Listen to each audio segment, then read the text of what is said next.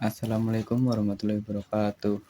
Perkenalkan, nama saya Andre Trianggoro dari kelas T1A dengan NIM 210202002 dari jurusan D3 Teknik Informatika Angkatan 2021. Pada video kali ini saya akan menganalisis penjadwalan proses menggunakan algoritma round robin. Sebelumnya, video ini dibuat untuk memenuhi tugas sistem operasi yang diampu oleh Bapak Lutfi Safirullah, Sarjana Teknik, Magister Komputer. Langsung saja ke materinya. Yang membedakan penjadwalan round robin ini dengan penjadwalan yang lain yaitu adanya quantum time. Quantum time itu jatah waktu yang diberikan kepada proses-proses. Bagaimana sih caranya kita menggunakan penjadwalan round robin? Penjadwalan round robin ini dikerjakan berdasarkan kedatangan proses dan jatah waktu yang dialokasikan oleh prosesor. Langsung saja ke contoh soalnya. Di sini terdapat contoh soal dengan proses A, B, C, D, E, F. Di sini juga sudah ditentukan quantum time-nya itu adalah 4. Di sini kita coba lihat soalnya. Proses A datang pada T sama dengan 0 dengan berstem 5. Kemudian proses B datang pada T sama dengan 1 dengan berstem 7. Kemudian C datang pada T sama dengan 3 dengan berstem 6. Kemudian D datang pada T sama dengan 5 dengan berstem 3. Kemudian E datang pada T sama dengan 4 dengan berstem 4. Kemudian F datang pada T sama dengan 8 dengan berstem 5. Langsung saja kita kerjakan soalnya. Di sini yang pertama proses A datang pada T sama dengan 0. Kita masukkan T pada titik T sama dengan 0. Di sini proses A itu memiliki berstem 5. Sedangkan quantum time kita itu cuma 4. Jadi saat kita mengeksekusi A, kita cukup mengeksekusi 4 berstem terlebih dahulu. Untuk sisanya 1, 5 dikurangi 4 kan 1. Nah, untuk sisanya ini nanti kita eksekusi di bagian belakang setelah kita nanti mengeksekusi A, B, C, D, E, F. Pertama kita eksekusi 4 terlebih dahulu.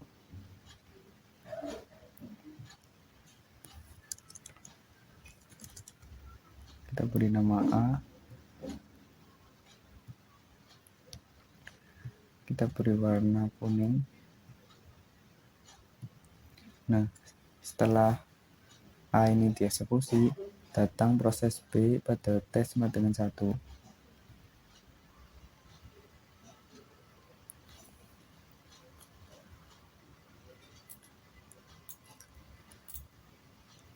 Nah, setelah datang B, lalu ada juga proses C datang pada T sama dengan 3. Sini. Nah, setelah C ini datang, ada juga di sini kita lihat proses E datang pada T sama dengan 4. Kita masukkan proses E. Jadi pada saat A ini selesai dieksekusi atau pada saat T sama dengan 4 terdapat 4 antrian yang mengantri untuk dieksekusi.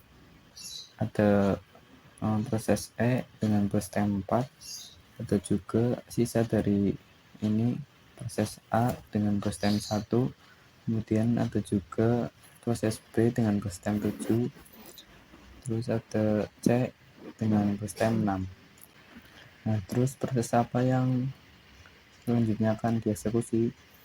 Untuk menentukan itu kita lihat dari waktu kedatangan. Berdasarkan waktu kedatangan yang paling awal. Setelah tadi proses A, maka ada proses B di sini. Maka kita dapat mengeksekusi proses B. Di sini kita lihat proses B ini memiliki berstem 7. Sedangkan quantum time kita adalah 4. Jadi kita tidak boleh mengeksekusi 7 langsung. maka kita harus mengeksekusi berdasarkan quantum time-nya. Jadi di sini quantum time-nya 4, maka kita harus mengeksekusi 4 terlebih dahulu. Untuk sisanya, sisa dari burst time ini 7 dikurangi 4 kan jadi 3, itu nanti dieksekusi pada akhir proses. Kita beri nama B, beri warna hijau.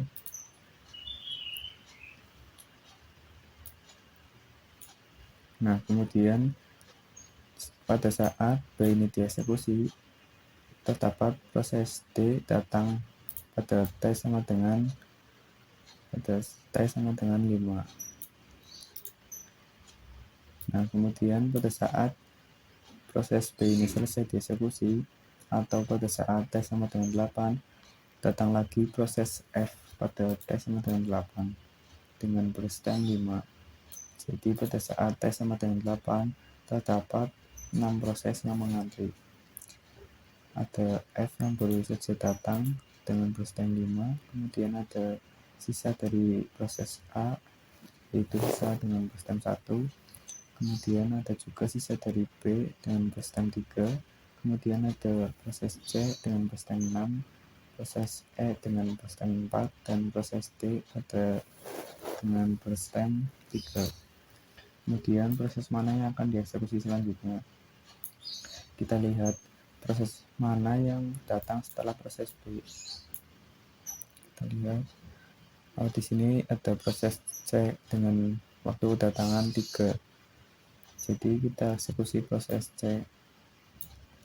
Di sini C memiliki burst time 6. Jadi seperti biasa seperti tadi ya, kita mengeksekusi sesuai dengan quantum time terlebih dahulu. Karena sudah dijelaskan bahwa quantum time itu adalah jatah waktu, jadi kita tidak boleh melebihi. Tapi apabila burst time kita itu kurang dari quantum time, kita masih bisa mengeksekusinya.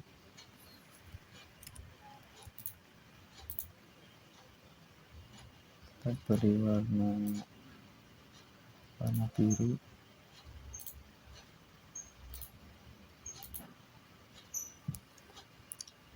Nah, di sini burst time 6 kan tadinya 6. Nah, kita sudah mengeksekusi 4. Jadi 6 dikurangi 4, maka C ini memiliki sisa 2. Kita lihat di sini C kan jadi 2 burst time-nya. Nah, kemudian proses apa yang akan dieksekusi? Kita lihat proses yang datang paling awal setelah proses C. Jadi kan C itu datang pada saat T sama dengan 3. Di sini ada proses E datang pada T sama dengan 4. Jadi kita mengeksekusi E terlebih dahulu daripada proses D, karena D itu datang pada saat T sama dengan 5. Maka kita mendahulukan proses E. Di sini proses E kebetulan burst time-nya 4 sama dengan quantum time-nya ya. Jadi kita bisa langsung mengeksekusi dan menyelesaikan proses E karena burst time-nya sama. Kita eksekusi 4, beri nama E dengan warna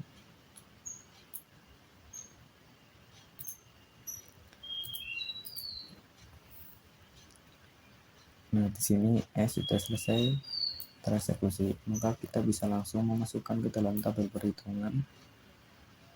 Di sini E start time. Kita lihat kapan proses E ini dieksekusi. Di sini proses E dieksekusi pada T sama dengan 12. Kita masukkan 12. Nah, untuk finish time-nya kita lihat kapan proses E ini selesai dieksekusi. Nah, proses E ini kan selesai dieksekusi pada T sama dengan 16. Ini 16. Nah, kita masukkan 16. Kemudian untuk turnaround time-nya, turnaround time itu adalah berapa lama proses ini dieksekusi. Jadi cara menghitungnya itu kapan waktu proses ini selesai dieksekusi, dikurangi dengan waktu kedatangan proses E. Jadi proses E ini kan selesai pada T sama dengan 16 ini. Nah, sedangkan proses E ini datang ke dalam antrian itu pada T sama dengan 4. Ini 4 kan. Nah, jadi untuk menghitungnya 16 dikurangi dengan 4. Maka untuk turnaround time-nya itu adalah 12. Kemudian untuk waiting time-nya. Waiting time itu waktu tunggu. Jadi waktu E ini datang dalam antrian itu kan tidak langsung dieksekusi. Jadi E ini menunggu. Nah, itu menunggu selama berapa waktu. Di sini E masuk ke dalam antrian pada T sama dengan 4. Nah, sedangkan di sini E itu dieksekusi pada T sama dengan 12. Jadi 12 dikurangi dengan waktu kedatangannya 4. 12 dikurangi 4 jadi 8. Nah, proses E sudah dimasukkan ke dalam tabel perhitungan. Kemudian selanjutnya kita mengeksekusi proses selanjutnya. Setelah proses E, proses apa yang datang? Proses E kan datang pada T sama dengan 4. Nah, terus ada proses D datang pada T sama dengan 5. Maka kita langsung saja mengeksekusi proses D.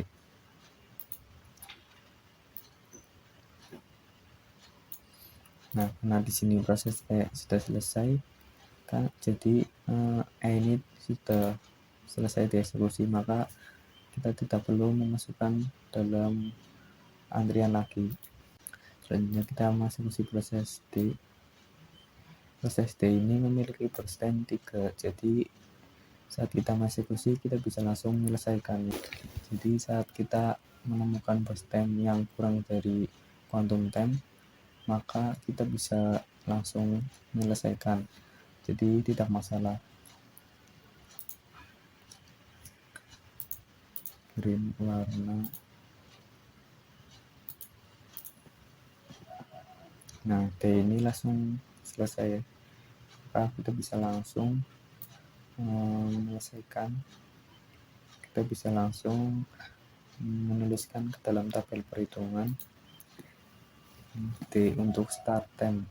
Start time kita lihat kapan proses D ini dieksekusi.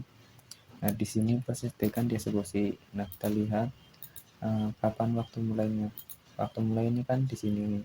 Jadi untuk start time-nya itu pada T sama dengan 16. Kita masukkan 16. Untuk start time-nya 16, kemudian untuk finish time-nya kita lihat kapan proses D ini selesai dieksekusi. Proses D ini selesai dieksekusi pada T sama dengan 19. Kita masukkan 19. Kemudian untuk turnaround time-nya seperti yang sudah dijelaskan, turnaround time itu berapa lama proses D ini dieksekusi. Cara menghitungnya itu selesainya proses D dikurangi dengan waktu kedatangan proses D. Selesainya kan pada T sama dengan 19, datang pada T sama dengan 5. Jadi 19 dikurangi ini, 19 dikurangi 5. Jadi jawabannya adalah 14. Kemudian untuk waiting time-nya, waiting time itu waktu tunggu. Jadi cara menghitungnya itu waktu memulai eksekusi dikurangi dengan waktu kedatangan. Ini di sini kan D ini dieksekusi pada T sama dengan 16, sedangkan D itu datang ke dalam antrian pada T sama dengan 5. Jadi 16 dikurangi dengan 5. Jawabannya adalah 11. Untuk waiting time-nya 11. Nah, jadi proses D ini sudah selesai dimasukkan ke dalam tabel perhitungan. Selanjutnya kita mengeksekusi proses selanjutnya. Setelah proses D, proses apa yang datang? Kita lihat proses D datang pada T sama dengan 5. Kemudian, nah di sini datang proses ini proses F datang pada T sama dengan 8. T sama dengan 8. Ini proses F dengan bertem 5. Kita bisa mengeksekusi. Ingat, untuk mengeksekusi bertem yang lebih dari quantum time, kita cukup mengeksekusi sesuai dengan quantum time terlebih dahulu. Karena quantum time-nya di sini 4, maka kita mengeksekusi 4 terlebih dahulu. Kita beri nama F, beri warna merah. Nah, karena di sini bertemnya 5, sedangkan kita baru mengeksekusi 4, maka F ini pasti memiliki sisa 5 dikurangi 4, jadi sisa dari F ini adalah 1. Di sini bisa dilihat F memiliki bertem 1. Kemudian untuk mengeksekusi selanjutnya, nah di sini kan sudah tereksekusi semuanya A, B, C, E, D, F sudah dieksekusi semua. Kemudian kita mengeksekusi sisa-sisa dari pengeksekusian sebelumnya. Nah, untuk caranya untuk mengeksekusi dari sisa-sisanya itu kita mengurutkan prosesnya itu dengan cara melihat waktu kedatangannya. Untuk di sini A, B, C, F itu kan yang pertama kali datang itu proses A, maka kita mengeksekusi A terlebih dahulu.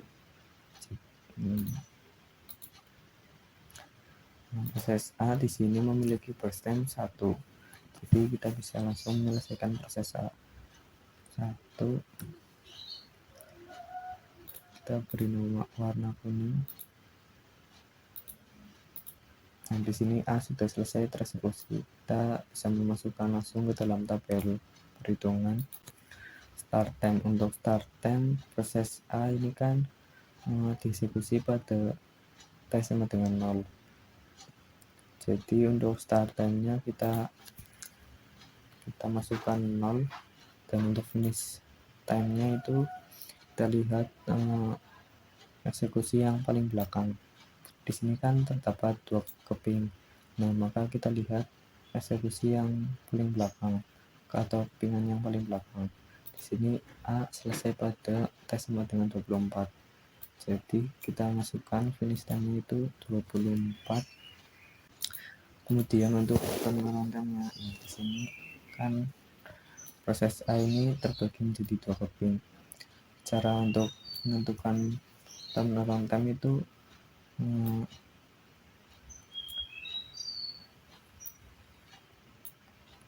turnaround time itu selesainya proses A ini di T sama dengan 24 dikurangi dengan waktu kedatangan proses A. Nah, di sini selesainya proses A itu 24. Nah, A ini datang ke dalam antrian pada T sama dengan 0, jadi 24 dikurangi 0, maka jawabannya adalah 24. Kemudian untuk waiting time-nya di sini kan proses A terbagi menjadi 2 keping. Nah, kita hitung per keping. Jadi kita hitung kepingan pertama, kemudian kita hitung waiting time kedua, kemudian kita jumlahkan hasil dari waiting time tadi. Untuk di sini kita lihat kepingan yang pertama terlebih dahulu. Di sini kepingan yang pertama kan datang pada T sama dengan 0. Kemudian dieksekusi pada T sama dengan 0. Jadi proses A ini datang kemudian langsung dieksekusi. Maka proses A ini pada kepingan pertama waktu tunggunya 0 karena dia datang langsung dieksekusi. Jadi kepingan pertama itu 0. Kemudian kita lihat kepingan yang kedua. Kepingan yang kedua ini mulai dieksekusi pada T sama dengan 23. Tapi di sini kita lihat proses A pada kepingan pertama selesai. Kita lihat sisa dari proses A tadi itu masuk dalam antrian lagi pada T sama dengan berapa. Nah, di sini A kan sudah selesai. Nah, sisa dari A ini masuk ke dalam antrian pada T sama dengan 4 di sini. Jadi 23 dikurangi dengan 4, maka jawabannya adalah 19. Nah, proses A ini sudah selesai, sudah dimasukkan ke dalam tabel perhitungan. Kemudian kita eksekusi proses selanjutnya. Di sini proses A sudah selesai. Nah, kita lihat waktu kedatangan yang paling awal antara B, C, F. B itu kan datang pada T sama dengan 1 nih. Sedangkan C datang pada T sama dengan 3. Dan F datang pada T sama dengan 8. Maka dari ketiga ini yang paling awal itu adalah B, datang pada T sama dengan 1.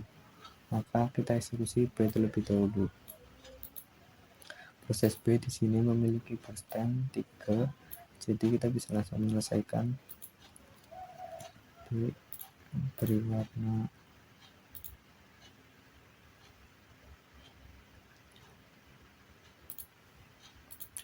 hijau. Nah, di sini proses B sudah selesai dieksekusi. Kita bisa langsung memasukkan ke dalam tabel perhitungan. Start time. Di sini kapan proses B ini mulai dieksekusi. Kita lihat ini kan pengeksekusian proses B. Nah, proses B ini dieksekusi pada T sama dengan 4. Jadi kita bisa memasukkan untuk start time-nya itu 4. Kemudian untuk finish time-nya kita lihat kapan proses B ini selesai dieksekusi. Di sini kan terdapat 2 kepingan. Kita lihat kepingan paling belakang. Nah, di sini selesai pada T sama dengan 27. Kita tuliskan untuk finish time-nya 27. Kemudian untuk run time-nya caranya yaitu seperti tadi, waktu proses B ini selesai dieksekusi dikurangi dengan waktu kedatangannya. Jadi di sini kan proses B ini selesai dieksekusi pada T sama dengan 27. Nah, sedangkan proses B ini datang pada T sama dengan 1. Jadi 27 dikurangi dengan 1, hasilnya adalah 26. Kemudian untuk waiting time-nya, karena di sini terbagi menjadi 2 keping, maka seperti yang sudah dijelaskan tadi, kita hitung waiting time-nya dengan cara hitung per keping terlebih dahulu. Untuk kepingan yang pertama berapa waiting time-nya, untuk kepingan yang kedua berapa juga waiting time-nya, kemudian dijumlahkan. Kita hitung dari kepingan pertama dulu. Kepingan pertama di sini kan kepingan pertama dimulai eksekusinya pada T sama dengan 4. Sedangkan proses B ini datang dalam antrian pada T sama dengan 1. 4 dikurangi 1. Jadi 3. Ini itu waiting time kepingan pertama. Kemudian kita hitung kepingan yang kedua. Nah, kita lihat kepingan yang kedua ini kan dimulai eksekusinya pada T sama dengan 24. Sedangkan sisa dari proses B ini masuk ke dalam antrian lagi itu pada T sama dengan 8 di sini. Jadi 24 dikurangi dengan 8, maka jawabannya adalah 16. Oh iya, 16 ini baru kepingan yang kedua. Kepingan kedua 16 dijumlahkan dengan kepingan pertama. Kepingan pertama 3, jadi untuk waiting time-nya itu 19. Kemudian proses apa yang selanjutnya akan dieksekusi. Kita lihat di sini tinggal 2 proses yang belum dieksekusi, proses C dan proses F. Kita lihat untuk waktu kedatangannya yang paling awal itu yang mana. Proses C itu kan datang pada T sama dengan 3, sedangkan proses F datang pada T sama dengan 8. Jadi yang paling awal datang itu adalah proses C, datang pada T sama dengan 3. Kita masuk C terlebih dahulu. Di sini C itu memiliki base time yaitu 2. eksekusi.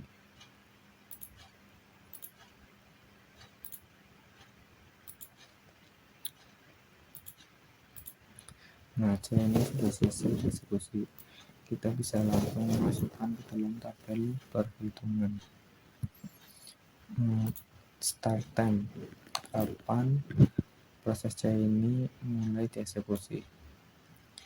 Nah, di sini pengeksekusian proses C. Proses C ini mulai dieksekusi pada T sama dengan 8. Jadi untuk start time-nya adalah 8. Kemudian untuk finish time-nya kapan proses C ini selesai dieksekusi. Proses C ini selesai dieksekusi pada 29. T sama dengan 29. Kita masukkan 29. Kemudian untuk time-nya itu kita hitung caranya, yaitu selesainya proses C dieksekusi yaitu 29 ini dikurangi dengan waktu kedatangan proses C ke dalam antrian. Kita lihat waktu kedatangannya di sini yaitu T sama dengan 3. Nah, jadi 29 dikurangi dengan 29 ini dikurangi dengan 3, maka jawabannya adalah 26. Kemudian untuk waiting time-nya, karena di sini C ini terbagi menjadi 2 keping lagi, maka kita hitung kepingan pertama dan kepingan kedua terlebih dahulu. Setelah itu kita jumlahkan. Untuk kepingan pertama ini kan dieksekusi pada T sama dengan 8, sedangkan proses C ini masuk ke dalam antrian pada T sama dengan 3. Jadi 8 dikurangi 3, hasilnya adalah 5. Kemudian untuk kepingan kedua ini kan dieksekusi pada T sama dengan 27, tetapi sisa dari proses C ini masuk ke dalam antrian lagi pada T sama dengan 12. Ini masuk ke dalam antrian, jadi 27 dikurangi 12, hasilnya adalah 15. Kemudian kita jumlahkan antara kepingan pertama dan kepingan kedua. 15 ditambah dengan 5, jawabannya adalah 20. Nah, proses C sudah selesai dimasukkan ke dalam tabel perhitungan. Kemudian di sini sisa proses F belum dieksekusi. Kalau kita bisa langsung mengeksekusi proses F, di sini sistemnya 1. Kita eksekusi langsung 1, beri warna merah. Proses F sudah selesai dieksekusi. Kita bisa langsung memasukkan ke dalam tabel perhitungan. Di sini untuk start time dari proses F, kapan proses F ini mulai dieksekusi. Kita lihat pengeksekusian proses F. Nah, di sini proses F dieksekusi. Kita lihat start time-nya itu T sama dengan 19. Kita masukkan 19. Kemudian untuk finish time-nya kita lihat proses F selesai pada T sama dengan berapa. Ini proses F selesai pada T sama dengan 30. Kita langsung masukkan 30. Kemudian untuk turnaround time-nya 30 dikurangi dengan 8. Jadi untuk turnaround time-nya itu adalah 22. Kemudian untuk waiting time-nya, waiting time proses F, karena di sini proses F terpecah menjadi 2 keping, maka kita hitung per keping terlebih dahulu. Untuk kepingan pertama kan dieksekusi pada T sama dengan 19. Sedangkan proses F ini masuk ke dalam antrian pada T sama dengan 9. Ini proses F. Jadi 19 dikurangi dengan 8, jawabannya adalah 11. Kemudian untuk kepingan yang kedua dimulai pada T sama dengan 29. Nah, jadi 29 dikurangi 23, Jawabannya adalah 6. Kemudian kita jumlahkan antara kepingan pertama dengan kepingan kedua. 6 ditambah dengan 11, maka hasilnya adalah 17 untuk waiting time proses F. Ya, jadi itu adalah cara menggunakan penghitungan non-login, dan ini adalah hasil rata-rata dari perhitungan setiap proses. Ini adalah rata-rata dari waktu tunggu setiap proses. Kita masukkan rata-rata ini yaitu 26,666,667. Nah, kemudian untuk rata-rata waktu tunggunya kita masukkan rata-rata waktu tunggu di sini 15,666,666,667. Nah, kemudian untuk prioritas prosesnya A, B, C, E, D, F, A, B, A, B, C, F. Ya, jadi itu saja video kali ini. Kurang lebihnya mohon maaf. Terima kasih atas perhatiannya. Wassalamualaikum warahmatullahi wabarakatuh.